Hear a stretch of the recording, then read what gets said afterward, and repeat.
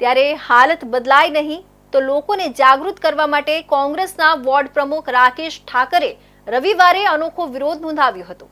તેમણે પોતાની કાર પર પ્રશ્નાર્થ પૂરું પત્રક લગાવી વિસ્તારોમાં ફરતા ખાડાઓની ગણતરી શરૂ કરી। તંત્રના વિકાસના દાવાઓ સામે લોકોમાં ગંભીર આક્રોશ જોવા મળી રહ્યો છે। વડોદરામાં ચોમાસામાં રોડ રસ્તાની હાલત દિવસે ને દિવસે ખકડધજ બની રહી છે। વડોદરામાં રોડ રસ્તાની પાયાની જરૂરિયાત સામે પણ નાગરિકો ઝઝૂમી રહ્યા છે।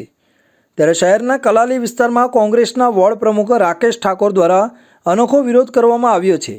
તેઓ રજાના દિવસે રવિવારે વિસ્તારમાં ખાડા ગણવા નીકળ્યા છે અને સાથે જ તેમની કાર પર પોસ્ટર લગાડવામાં આવ્યું છે, જેમાં લખ્યું છે કે પ્રજાની હાય લાગશે અને જે હવે ડામરના પૈસા ખાશે એના ઘરે આવો બાબુ આવશે।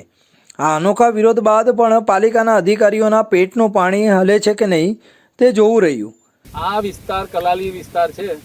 કલાલીના કોર્પોરેશનમાં આવે 25 વર્ષ થયા। ડેવલપમેન્ટના નામ પર મીંડું અને રોડ રસ્તા તો જોયા હોય તો ડામરના પૈસા ખાઈ ખાઈને લાગે હવે જે ખાશે ને એમના ઘરે આવા છોકરા પેદા થશે એવી હાય લાગશે પબ્લિકની।